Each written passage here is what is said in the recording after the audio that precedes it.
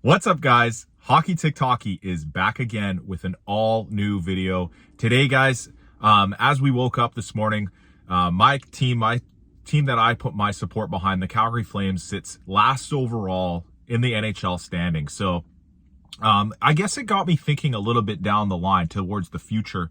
You know, who might the Flames draft in the next year's entry draft, and what position that they might be able to get in the draft lottery? Because in the entire history of the NHL and the NHL drafts, the Flames have never actually had a pick higher than number 4th overall.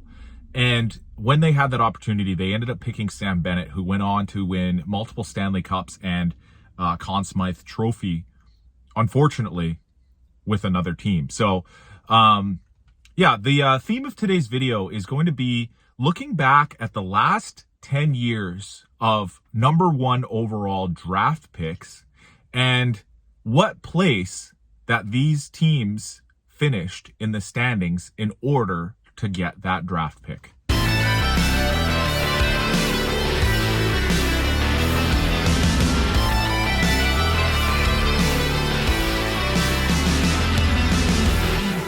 So to kick things off, guys, we're going to get looking at the 2014 Florida Panthers.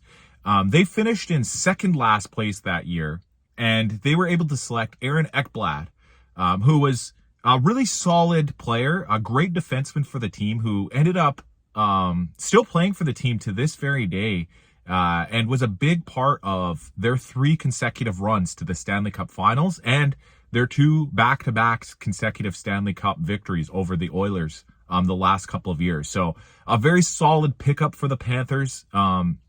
And, you know, in a year where, like I said, he wasn't really one of these franchise altering, you know, crazy, you know, so lucky to have him type superstar players, but just a really solid number 1 overall draft pick.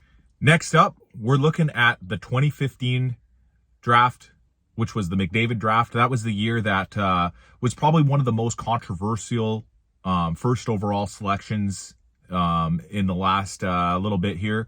Not due to the fact because Connor went to first overall, of course. It's because of the other teams around that were trying to ultimately win that draft lottery so that they can select McDavid first overall, which was the Buffalo Sabres.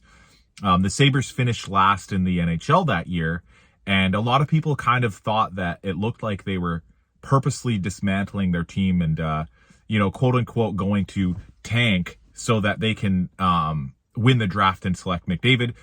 Ultimately, it did not work, as the draft pick went to Edmonton, who finished 3rd last from the bottom of the standings.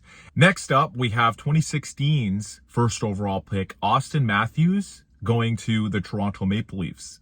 So in this draft, the last overall team was the Maple Leafs.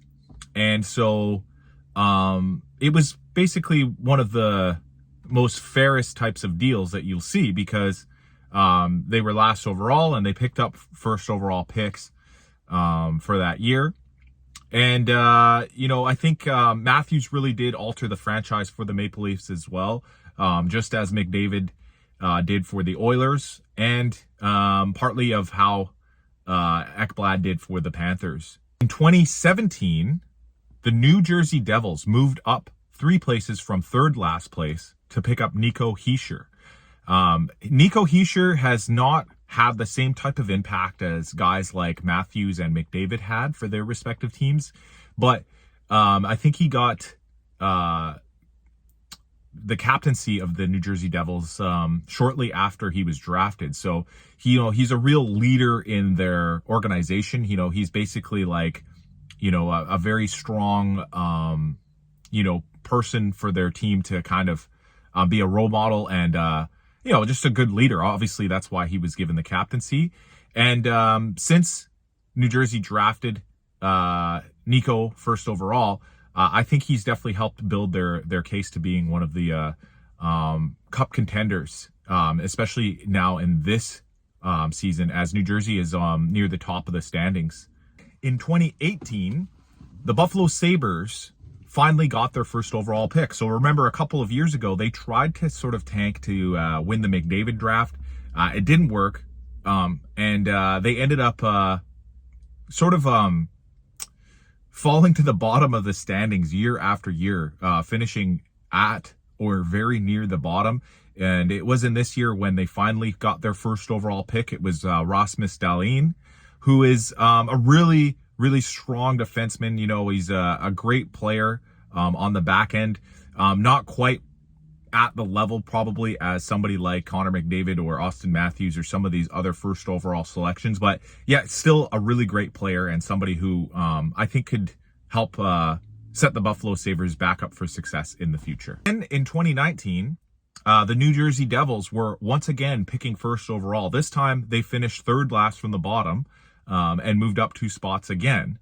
So New Jersey got really lucky in those last few years with their pick of Nico Hischier, and now this time getting a true sort of superstars type player in Jack Hughes. So it's no wonder, like I said, now here in the year 2025, after these guys have had a few years to develop, New Jersey looks to be like a powerhouse in the Metropolitan Division. You know, I think they won the division one year, a couple of years ago, and again look really strong this coming season as well, with a guy like Jack Hughes, you know, leading the way in terms of scoring, and Nico Hischier leading the way in the dressing room. 2020, New York Rangers picked first overall Alexis Lafrenière, who I remember at the time of this draft was touted to be the next upcoming generational player. You know, I think the hype surrounding this guy was massive, and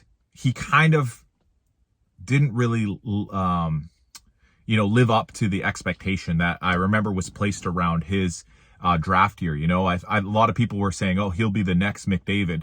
And again, like, it never really panned out. It's not that he's a bad player or, you know, a complete bust, but in terms of the hype that surrounded him, Alexis Lafrenière has not really lived up to that hype from the 2020 draft. Now, in this year, it was probably one of the most controversial drafts out of this entire list, due to the fact that the New York Rangers finished 15th from last place that year. So they weren't even near the bottom of the standings at all. They were kind of right in the middle of the pack. But the reason why it was so different from all the other draft lotteries is because that was during the 2020 COVID lockdown, and the NHL season got cut short. So there was all kinds of weirdness with the draft lottery. You know, I think they stopped the season halfway into the year,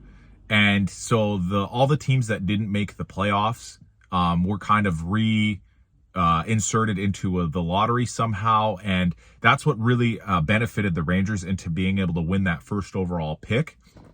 And I kind of think that if Lafrenière had turned out to be a bigger superstar, you know, somebody who made, you know, moved the needle a little bit more, I think there would be more conspiracies around the fact that New York was able to move all the way up into that draft position. But because Lafrenière kind of flew under the radar in terms of his impact on the NHL, at least so far in his career, it hasn't really made that much of a difference. And New York has always had a strong team. You know, year after year, they seem to always find a way to build themselves into a contender. And if they have a down year, which does happen from time to time, the Rangers are one of the teams that I've seen be able to turn their franchise around faster than almost any other organization. You know, a lot of organizations start to go down and miss the playoffs, and then it takes them quite a long time before they build back up into a contender. So yeah, the 2020 draft was a weird one. 2021, the Buffalo Sabres were once again the last place team in the NHL, and they once again won the first overall pick that year, and once again selected a defenseman, Owen Power. So it almost seems like the bad luck for Buffalo just continues year after year after year, sort of reverse of the New York Rangers, because the Rangers, as I just mentioned, they always seem to turn their franchise around, and they've had a lot of really beneficial things happen to them, like really fortuitous signings where guys specifically asked to go to the New York Rangers. For example, Adam Fox decided to only play for the Rangers once he was eligible to be a free agent. Artemi Panarin, another really strong, great power forward type, silky smooth player, decided to go specifically to the New York Rangers as well. Meanwhile, in the Sabres case, in Buffalo's case, when they have that first overall pick, both times it ended up being a defenseman, which, there's nothing wrong with having a number one defenseman. I'm not knocking defensemen in any way, but I'm just thinking that it would be so much better for them. It would have been much more beneficial to their team if they could have drafted at another position, because they already had Rasmus Dahlin. They didn't really need another number one overall defenseman. In 2022, we had a very straightforward draft where the last place team, Montreal Canadiens, selected first overall. So there was no moving up or changing of picks. And they went with Juraj Slavkovsky. He was a bit of a controversial pick at the time because I think leading into that draft, a lot of people had scouted other players. I think the one that we heard the most about was Seattle selection, Shane Wright, as being the guy that should go first overall. So they kind of went a little bit off the board when they picked Juraj Slavkovsky. He's a huge hulking player and, really sort of impactful in the way that he plays the game, just in terms of his physical presence and, the way that he moves. But he's not really a type of guy that's putting up 100-point seasons or impacting the game with his scoring ability. Then in 2023, the Chicago Blackhawks finished third from last place and moved up 2 spots to select Connor Bedard. So once again, I've mentioned it a couple of different times now here, guys, but once again, we had a player that coming into the draft had been hyped and sort of lauded as being the next big thing when it comes to the NHL. And I think it's very much too early to tell in terms of Connor Bedard's career, whether or not he will live up to the expectation, because so far he's played very, very well for the Chicago Blackhawks, who had finished near the bottom of the standings once again in the last couple of years. But he hasn't played at like an elite level yet. He hasn't really moved into that tier of player who you can mark on your roster as one of the top 10 or top 15 players in the entire NHL yet. So it'll be interesting to see how he fares over the next few years, to see if he can start, moving up the ranks in terms of his positioning overall, as how people view him as in terms of a player. And it'll just be really nice to see. I think he was a really good pickup for the Blackhawks. If the Flames had had a chance to draft a player like Bedard, I would not be disappointed, because even though, like I said, he's not sort of developed into like an elite talent yet, he's still at a high level. So then the San Jose Sharks finished last place overall, and they picked up Macklin Celebrini. And this kid has turned into an absolute stud already. Some people are even saying that he was even a better player than Connor Bedard is so far in their young careers. He might develop into a better player than Bedard. So interesting to see that a guy like that can be making an impact for a team right away. He's leading San Jose in scoring, and he's up near the top of the NHL scoring overall in this season. So you can very much see a pattern here when looking at all these first overall draft picks, the impact they're making on their teams immediately. And the ones from, the first half of this list have all either recently been to the Stanley Cup Finals, or won Stanley Cups, or have become perennial Stanley Cup contenders. And that brings us to the final entry on our list, the New York Islanders, who miraculously won the NHL draft after finishing 10th from last place last season. So this was the biggest non-COVID year move up in the draft, was 10th place from the bottom all the way up into first overall pick.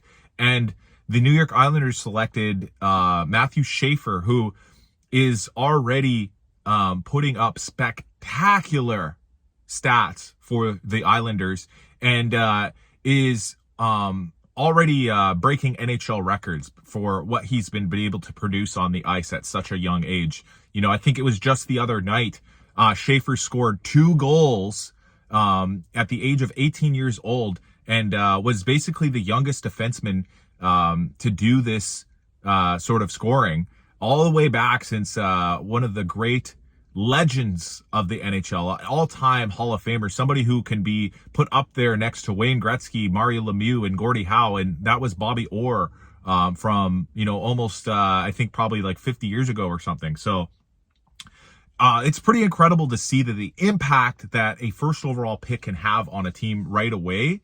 And here's hoping that if the Flames do not make the playoffs this year, they finally get their chance to pick a generational player, somebody who can uplift this team right away and start turning the franchise around, like Matthew Schaefer, like Macklin Celebrini, like Connor Bedard, like any of these other guys that we've listed on this list here, because that's what this team really needs. So anyways, guys, if you enjoyed this video, please don't forget to subscribe. Thank you all for watching, and have a great night.